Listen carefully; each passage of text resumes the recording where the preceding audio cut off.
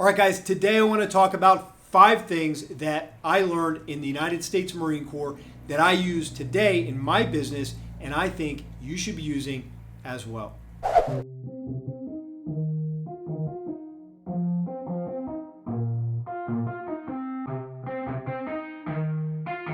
Yeah, let's go. I'ma make a couple stacks, do exactly what I want to. Mix a couple tracks, get a lady that I'm drawn to. Turn up to the max, get me faded till I'm gone, dude. I do what I want, couldn't stop me if you wanted to. I just work hard, yeah, harder than the rest. Some people say I'm lucky, others saying that I'm blessed. But I keep my head down, cause I crave progress. You ain't never gonna stop me, cause it's... I'm sure you'll all agree that we all bring important skill sets into our businesses, into the marketplace, very unique skill sets. We all draw from different experiences, and mine largely happen to be from the United States Marine Corps. Before I went into private business, I spent virtually my entire adult life in the Marine Corps. I enlisted, worked my way up to the rank of sergeant, then I commissioned as an officer and worked my way up to the rank of major. I had the opportunity to do 3 combat deployments, 2 to Iraq, 1 to Afghanistan, and I learned some really powerful things from not just from other Marines, but from the organization in general. Remember, the Marine Corps is an almost 2.5 century old organization, and it's got a very rich, very well-developed organizational history.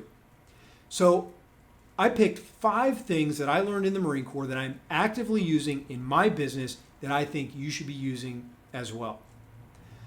The first is a concept called the mask of command.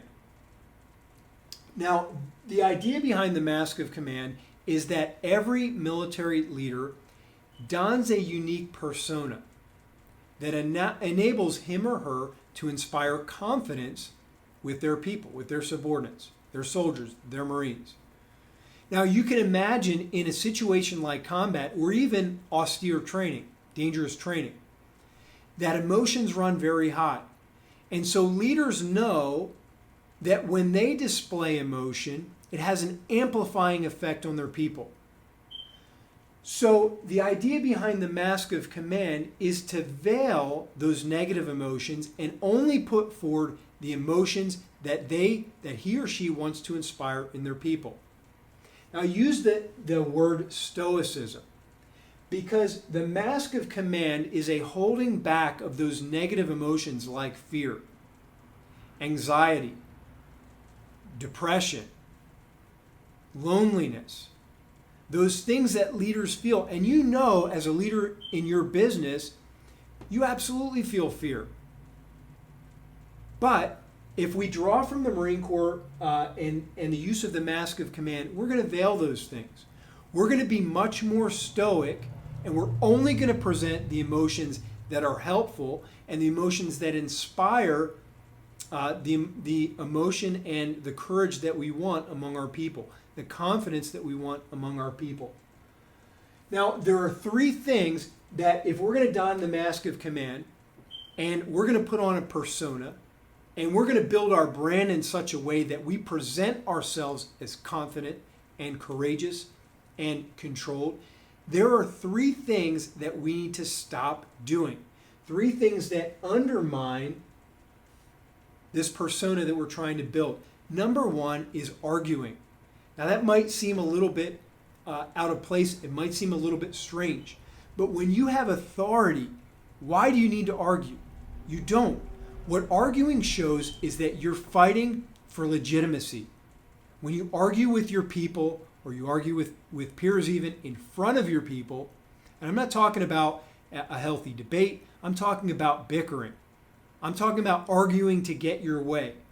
It shows your people that 1, you've got very little emotional control, and 2, that you have to fight for legitimacy. When you are in charge, you don't need to argue. You want to hear your people out, make a decision, and move on. It's the number 1 thing that we want to stop doing when we don the mask of command. Number 2, don't be one of the guys.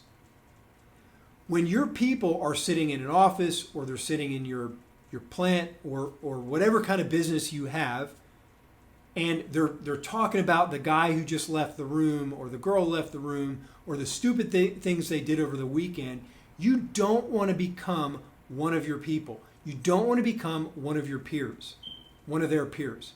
Because if you start to act like one of their peers, they're going to start to see you as one of their peers. So a leader is always a little bit removed from his people. It doesn't mean you can't tell a joke. It doesn't mean you can't tell a story every once in a while.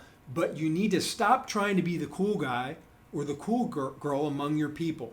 You need to be separate, and you need to be somewhat veiled. And then number 3, the third thing we want to stop doing as we don the mask of command, as we become a little bit more stoic, and we present only the emotions we want to present, is stop cutting your people off. Stop cutting them off when they speak. Let people speak. And the way you're going to do this is every time one of your people speaks, whether you're in a meeting or you're one-on-one, you're going to count to 4.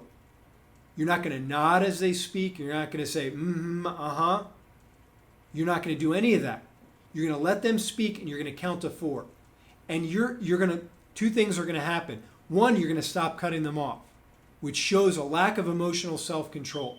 It's like a little kid always wanting to get in on the conversation. When you cut people off, you show them that you can't contain your emotions. But number 2, you're going to get more cool stuff out of your people. They're going to talk. You're going to hear things that they wouldn't have been able to say, and they're going to continue talking. They're going to fill that void. They're going to hear that awkward pause, and they're going to continue to talk. Very powerful. So just to kind of cap off the mask of command, you're really branding. You're going to present the emotions that inspire confidence, the emotions that inspire courage. There's a lot of talk out there of authentic leadership, and you want to be your authentic self. When people tell me that you have to show your authentic self, all I can think of is why? Why do you have to present your authentic self? You would never break up with a girlfriend or go through a divorce and come in and cry in front of your people. You would never do that.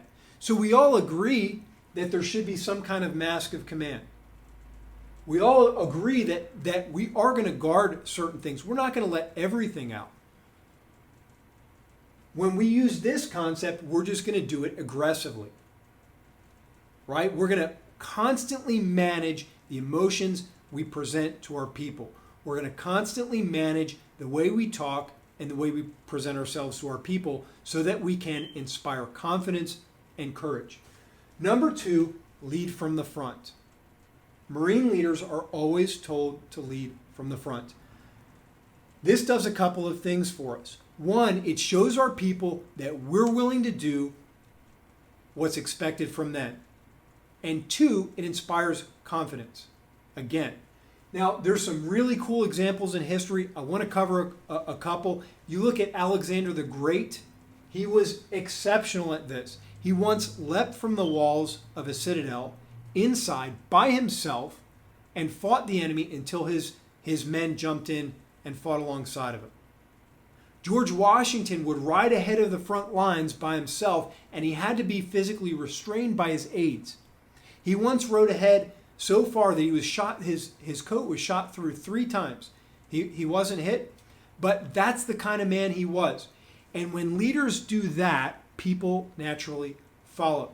So I'll give you a little bit of a personal example of how this works out in the Marine Corps, and then I'll tell you what I'm doing right now in my business. On my first combat deployment, I deployed as a platoon commander, and as a platoon commander, you're not always walking point. You have a lot of responsibilities. You're communicating. You're controlling the movement of the unit. You can't always be in the front. You can't always be in the front and doing all that stuff. Sometimes you're coordinating aircraft. Sometimes you're coordinating close air support and illumination, and you're communicating with other units. And you can't do all of that while you kick in the door on a raid. But sometimes the catch is, or the key is, sometimes you have to be the guy to kick in the door. So when I was a platoon commander, I wasn't always the guy that would kick in the door. I wasn't always the point man. I couldn't be. It wasn't my job anymore. But sometimes I was. so that my people knew that I was willing to be the first guy through the door. Now, in business, I struggled with this for a while because as my business grew, I was stuck more and more in behind my computer. So one of the things I did is I hired somebody who could do a lot of the things that I was doing, and now I spend half of every day with my people. Half of every day doing their work, whatever it is. And I try to spread myself around. I have found that their productivity goes up. I have found that they're happier.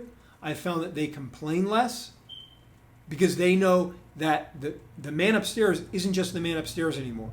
The man upstairs is willing to unload trucks.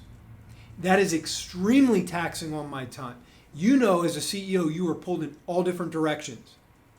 But sometimes, if you're willing to be the person to kick in that door and be the first one through the door, if and when you can do that, it is incredibly powerful. There's an old saying, you can't lead where you won't go. You can't lead where you won't go. If you're the person who goes ahead and leads from the front, your people know that they can follow you. They know they can follow you because they know that you're willing to do what you ask of them. Third thing I want to talk about is developing a culture and an identity of eliteness. The Marine Corps did this very well. And I will tell you that the longer I stayed in the Marine Corps, the more deliberate I realized that was. The Marine Corps does not have the reputation it does by accident. It is managed. It is managed largely in a very scientific or to a scientific extent. There's a lot of data, a lot of research, a lot of trial and error, a lot of marketing that goes into the Marine Corps' identity, into their branding. Now, why is that important? Because every Marine walks into an organization and dons that identity. We become part of this culture of eliteness. Now, when people join an organization that they believe is elite, now they believe that they have to be a cut above. They believe that they have to live up to this culture. And this is something I've worked very hard to do, and it hasn't been easy in my organization, is to convince, in fact, we even use, in one of my businesses, we even use the word elite. It's part of our business name. And I am constantly trying to impress the fact that we do it different, that we're different from our competitors. In fact, we're different from everybody else out there on the street. We are a cut above, we expect more from ourselves, and we fight to win every single day. If you haven't already, I highly recommend that you develop and work on a culture of eliteness, an identity where your people will believe that more is expected out of them. There's a quote by Warren Buffett, whether you think you can or you think you can't, you're right.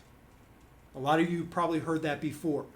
When you build a culture of eliteness, an identity of eliteness, your people will think they can, and they will. Number 4, the whole Marine concept. This one is powerful. The way it works is like this. In the Marine Corps, especially as leaders, we are responsible for everything our Marines do and fail to do. Everything. Not just on the professional level, but personally, financially, physically, emotionally, everything our Marines do and fail to do.